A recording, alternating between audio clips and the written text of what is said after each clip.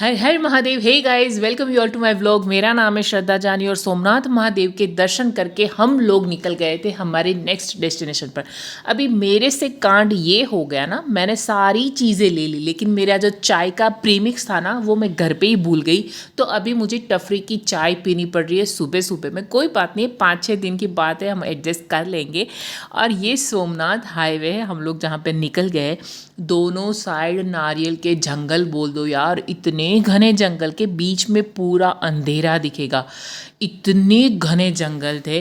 रास्ते में हम लोग निकल गए थे, इतना व्यू अच्छा था। लेकिन सबसे मुझे ये बात ये लग रही थी कि पेड़ इतने सारे, लेकिन रास्ते में ना एक नारियल बेचने वाला नहीं था। और रुकावटों को पार करके हम लोग निकल गए थे कोस्टल हाईवे पे। अभी लग रही थी भूख। अभी ये है सिचुएशन कि भूख लग रही है। खाना तो चलो गाड़ी में पड़ा है, आम पड़े, नाश्ता पड़ा है, लेकिन हम लोगों को पीनी थी चाय, ठंडा कुछ पीना था। तो अभी तो ये जो रास्ता है ना, वहाँ पे कुछ नहीं मिलता, कुछ होटल्स भी नहीं है, कुछ नहीं है। फाइनली एक कुछ टफरी जैसा था, तो वहाँ पे हम लोगों ने, मैंने पफ और कोल्ड ड्रिंक्स ली और मेरे हस्बैंड ने चाय और पफ लिया। फिर हम लोग निकल गए फिर से हमारी नेक्स्ट डेस्टिनेशन पर, मतलब वहाँ पे जहाँ पे हमको पहुँचना था। और ये है वो डेस्टिनेशन हमारा जहाँ पे हम लोग रुकने वाले। ये है गुजरात टूरिज़्म बंगलो, मतलब गुजरात गवर्नमेंट का ही ये है। अगर आप चाहे तो आप स्टे कर सकते हैं। बाय द वे, हम लोग गए थे द्वारिका। श्री कृष्ण भगवान की जो यादव स्थली भूमि है वहाँ पे हम लोग गए थे। और यहाँ पे हम लोगों ने थोड़ा पहले सामान रख दिया, थोड़ी और चीज़ें, मेरा पर्स और वो कुछ गाड़ी में पड़ा था तो वो मैं फिर से लेने के लिए चली गई। और यहाँ पे मैंने देखा कि गार्डन बहुत ही अच्छा था। हम लोग आएंगे दोपहर में। अभी तो बहुत थक गए क्योंकि 6:30 बजे से हम लोग निकल गए थे, 6-6:30 बजे से हम लोग निकल गए थे। तो सबसे पहले थोड़ा फ्रेश हो गए, खाएंगे पिएंगे, फिर आएंगे यहाँ पे, आपको पूरा मैं दिखाऊंगी। डेफिनेटली रहने के लिए अगर आप गुजरात में हो या गुजरात से बाहर हो और द्वारिका आ रहे हो तो बेस्ट है ये। हम लोगों ने शूट बुक किया था, बहुत अच्छा था, बहुत स्पेशियस था। 2 लोगों के लिए आई थिंक ये ज़्यादा पड़ गया, लेकिन कोई बात नहीं, नेक्स्ट टाइम। मतलब अच्छा था, तो हम लोगों को बहुत मज़ा आया। थोड़ा होमली फील देने वाला ये पूरा ये था रूम। तो यहाँ पे अच्छी तरह से dressing table, dining table, dining area, पूरा एक डाइनिंग रूम दिया गया। अगर आप अपने फैमिली के साथ आते हो 4-5 लोग, तो यहाँ पे बैठ के आराम से आप खा सकते हो। और ये एक विंडो जो है ना वो कुछ उसी के स्टोर रूम के साइड ये विंडो एक पड़ती है।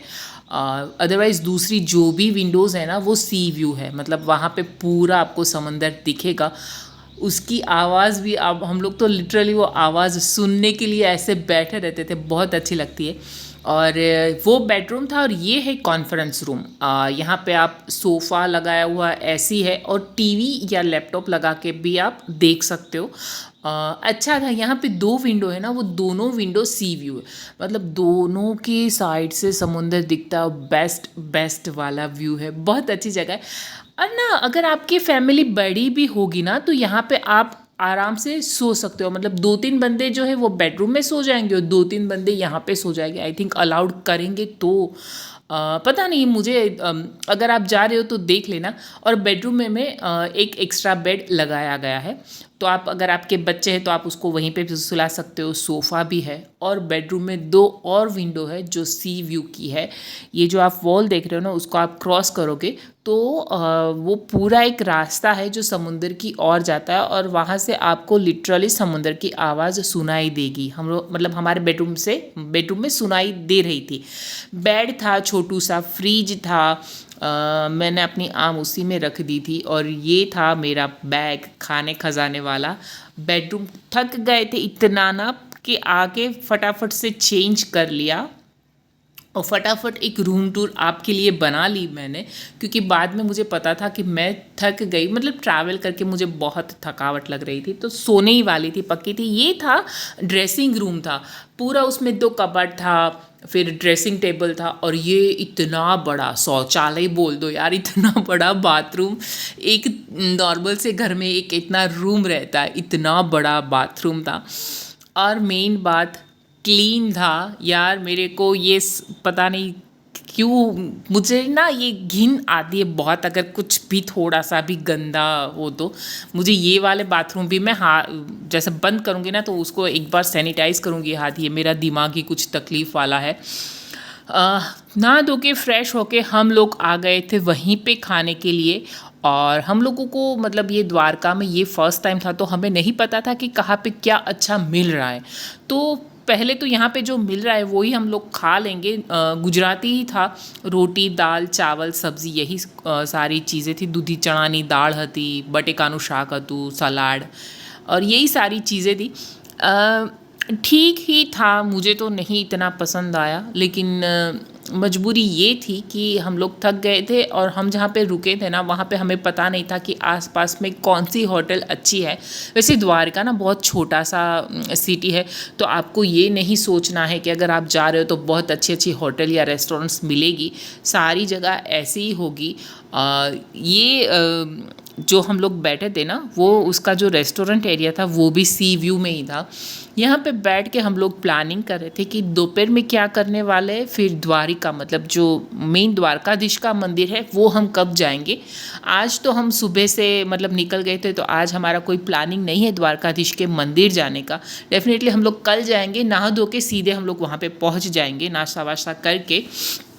और खाना ये खा के मेरे को बहुत गंदा, मतलब नहीं बोलना चाहिए खाने को मैं गंदा नहीं बोल रही हूँ, लेकिन नहीं अच्छा था टेस्ट यार। ऐसा गुजराती में भी इतना अच्छा टेस्ट नहीं था, वो भी द्वारका में। और खा पी के हम लोग निकल गए थे ये बंगलो जो है उसकी टूर करने के लिए। आगे पीछे देखेंगे, ये साइड व्यू है और वो है पीछे वाला व्यू जहाँ से समुंदर दिखता है। और ना मतलब इतना पूरा मैदान ही है, लेकिन मुझे डर लग रहा है जाने को, पता नहीं क्या क्या होगा। तो हम लोग वापस आ गए गार्डन में, और गार्डन में ना एक बड़ा सा कुआं था। मुझे ना डीप जो रहता है जैसे खाई है कुआं है, तो उसमें मुझे देखने में भी बहुत ज़्यादा डर लगता है, मेरी बहुत ही ज़्यादा फटती है। तो मैं डर डर के आपको दिखा रही हूँ। ये बहुत ही ज़्यादा डीप था एक्चुअली। दोपहर में हम लोग सो गए थे, जैसे मैंने बोला चाय प्रीमिक्स भूल गई थी मैं, तो यहाँ पे जो वो अंग्रेज़ों वाली चाय मिलती है उसी से मुझे चलाना पड़ेगा। मैं तो नहीं पीने वाली हूँ, मेरे हस्बैंड ही पियेंगे। मुझे नहीं पसंद ऐसी चाय, मुझे तो अदरक वाली गैस पे बनी और धीमी आंच पे उबाली हुई चाय ज़्यादा पसंद है। लेकिन अगर घूमने जा रहे हो तो ऐसी सारी चीज़ों को कॉम्प्रोमाइज़ करना ही पड़ता है।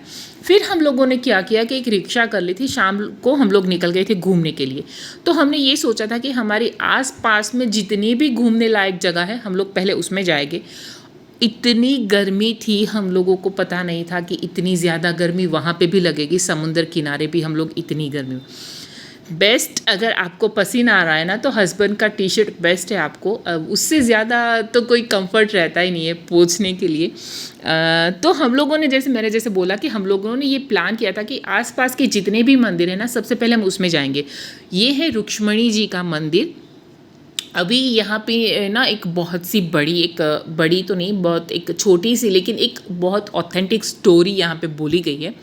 और ये देखो, सबसे पहले हनुमान जी के दर्शन कर लो। हमारे हनुमान जी कहीं पे भी मिल जाते हैं, वो एवरग्रीन है भाई साहब। और यहाँ पे भीड़ थोड़ी ही थी, लेकिन ये है रुक्ष्मणी जी का मंदिर। और ये स्टोरी ऐसी कुछ थी कि श्री कृष्ण भगवान और रुक्ष्मणी जी जब हस्तिनापुर में यादवा स्थली में बहुत कुछ दंगा हो गया, वो लोग यहाँ पे आ गए।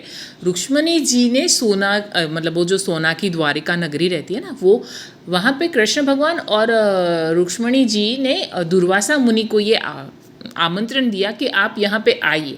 तो श्री कृष्ण भगवान और रुक्ष्मणी जी के इनविटेशन को उन लोगों ने, मतलब दुर्वासा मुनि ने एक्सेप्ट तो किया, स्वीकार तो किया, लेकिन बोला ये कि मेरे रथ को ना आप और रुक्ष्मणी जी चलाएंगे, मतलब श्री कृष्ण भगवान और रुक्ष्मणी जी चलाएंगे। तो कृष्ण भगवान ने बोला कोई बात नहीं, उसमें क्या है। तो रुक्ष्मणी जी और कृष्ण भगवान ने दुर्वासा मुनि का रथ अपने खंबे पे, मतलब शोल्डर पे ले लिया, कंधे पे ले लिया और उसको चला रहे थे। इन बिटवीन रुक्ष्मणी जी है, वो राजा की बेटी है, तो उससे वो सहा नहीं गया, उसको लगी प्यास। तो उन्होंने कृष्ण भगवान को कहा कि मुझे पानी पीना है। तो वहाँ पे कृष्ण भगवान ने अपना जो राइट पैर है उसके थंब से थोड़ा सा पुश किया ज़मीन में, गड्ढा हुआ और उससे निकला पानी, और वो पानी रुक्मणी जी को दिया, लेकिन दुर्वासा मुनि को पूछा भी नहीं। तो वहाँ पे कुछ श्राप दिया गया है कि यहाँ पे कभी कोई फसल नहीं होगी। तो ये थी उसकी स्टोरी। अभी स्टोरी हो गई ख़त्म, हम लोग पहुँच गए इस्कॉन टेम्पल। वहाँ पे भी दर्शन करके हम लोग निकल गए। बहुत ही छोटी छोटी गलियाँ, आप ना ये एक वन टाइप ऑफ गांव ही समझ लो, लेकिन डेवलप किया हुआ गांव, जहाँ पे छोटी छोटी गलियों में से ऑटो निकल सकती है, आप नहीं निकल सकते हो, आपकी गाड़ी तो डेफिनेटली नहीं निकल सकती। अगर आपके पास टू व्हीलर है तो आप, मगर वो भी एक है कि टू व्हीलर तो है लेकिन रास्ते भी पता होने चाहिए। यहाँ के लोकल जो लोग रहते हैं ना, उसको एक बेनिफिट ये रहता है कि हम लोग जब ट्रैवलर जाते हैं तो लोकल लोगों को यहाँ पे कुछ बेनिफिट होगा। और दूसरी बात कि उन लोगों को जितना पता रहता है उतना हम लोगों को नहीं रहता है। तो ज़्यादातर हम लोग यही करते हैं कि कहीं पे जाएंगे वहाँ की जो सर्किट रहती है वही हम लोग बुक करवा लेते हैं। ये है स्वामीनारायण मंदिर, कुछ बहुत ज़्यादा नहीं है यहाँ पे। तो मतलब बहुत सारे भगवान हैं, कृष्ण भगवान है, ब्रह्मा जी है, विष्णु महेश, बहुत सारे भगवान हैं। और एक बड़ी बात, मैंने जितने भी मंदिर द्वारिका में देखे, सब मंदिर ना समुंदर के पास है। या तो आप जैसे मंदिर में जाओगे तो वहाँ से 10-15 मिनट की वो दूरी पे आपको समुंदर दिखेगा, और ज़्यादातर मंदिर ना समुंदर के एकदम किनारे पे ही है। जैसे द्वारकाधीश का मेन मंदिर ना, उसकी एग्जिट भी समुद्र किनारे में जाती है। और एक गायत्री माता जी का मंदिर है, वो भी है, और एक है भड़केश्वर महादेव। ये तीनों मंदिर मैंने देखे। ये स्वामीनारायण मंदिर भी आप देखोगे ना तो वो मतलब उसका जो एरिया है ना उसी के पीछे है समुंदर। ये है सिद्धनाथ महादेव। यहाँ पे भी मेन ना ये जो शिवलिंग है ना उससे भी अच्छा मुझे ये सिद्धनाथ महादेव का मेन शिवलिंग है, और ये वाला शिवलिंग ना मुझे बहुत टच कर गया। पता नहीं वो उसकी कुछ वाइब्स ही ऐसी थी। और ये सारे मंदिर, रुक्मणी जी का, द्वारिकाधीश का, सिद्धनाथ महादेव, बहुत ही ज़्यादा पुराने हैं। आप देखोगे ना उसकी जो कारीगरी है, उसकी जो कला है, जो उसको मतलब कट किया गया है, बहुत ही ज़्यादा पुराना मंदिर है। ये भी मुझे मतलब देख के ही पता चल रहा था कि बहुत ही ज़्यादा पुराना मंदिर है। और यहाँ पे जितने भी मंदिर है ना उसी के मतलब वो आस पास में बहुत ज़्यादा घर रहते, मतलब जो पुजारी रहते आई थिंक वो सब इर्द गिर्द ही रहते होंगे, मुझे ऐसा लगा। हम लोग देख रहे थे बहुत ही पुरानी, और ये देखो पीछे से मैं अभी देख रही हूँ तो पता चल रहा है मेरी पूरी कुर्ती गीली हो गई थी। एक्चुअली बहुत ही ज़्यादा गर्मी थी, लेकिन अब हम आए हैं तो जितना भी टूरिस्ट प्लेस है, जितने भी मंदिर हैं, हम लोग दर्शन करेंगे। यहाँ पे थक भी मैं बहुत गई थी। रुक्मणी जी पे मैंने चढ़ावा चढ़ाया था ना, तो वहाँ पे मुझे कुमकुम और कुछ प्रसाद मिला था जो मेरे हाथ में साथ साथ घूम रहा है। मैं उसको नहीं छोड़ूंगी, ना मैं पर्स में रखी, क्योंकि मैंने पर्स भी साथ में नहीं लिया था। हमें नहीं पता था कि कौन से मंदिर में क्या अलाउड है। ज़्यादातर मंदिर में ना मोबाइल, पर्स ये कुछ अलाउड नहीं है। फिर से हम लोग ऑटो में बैठ के हम लोग पहुँच गए थे अभी गायत्री मंदिर में। यहाँ पे भी स्टे करने की जगह है, लेकिन बहुत कम मिलता है क्योंकि ज़्यादातर यहाँ पे फुल ही रहता है, मतलब भरा हुआ ही रहते हैं जितने भी रूम्स हैं। और ये एकदम जैसे आप प्रॉपर आप बोल सकते हो सी व्यू वाला है। हमारा जो हम लोगों ने स्टे किया था ना वो आपको एक वॉल क्रॉस करनी पड़ेगी, लेकिन ये ना प्रॉपर सी व्यू है। लेकिन यहाँ पे इतना मुझे नहीं लगता कि सुकून मिलेगा, क्योंकि बहुत सारे लोग ना भजन करने आते हैं डेली। और फिर हम लोग निकल गए थे गायत्री मंदिर के दर्शन करके। ये था भड़केश्वर महादेव। अभी ये बीच ना जैसे हमारा स्टे है ना उससे 10 मिनट वॉकिंग डिस्टेंस पे ये 10 मिनट का है। यहाँ पे हम लोगों ने दर्शन किया, बैठे थोड़ी देर, चाय पी। यहाँ पे एक अदरक वाली चाय अंकल ने पिलाई, मज़ा आ गया। पूरे 5-6 दिनों की ट्रिप में बेस्ट वाली चाय ये थी। फिर ना हम लोग शाम को डेली जाते थे ये वाले बीच पे और चाय पी के बैठते थे। 2-3 घंटा बैठेंगे, फिर रात को खा के वापस आ जाएंगे। और यहाँ पे ही आगे एक था गीता मंदिर। गीता मंदिर मतलब कि जो श्री कृष्ण भगवान ने अर्जुन को गीता ज्ञान दिया था ना, वो ही सारी डिटेल्स यहाँ पे दी गई है। और गीता का जो उपदेश दिया गया था वो सारा यहाँ पे लिखा गया है।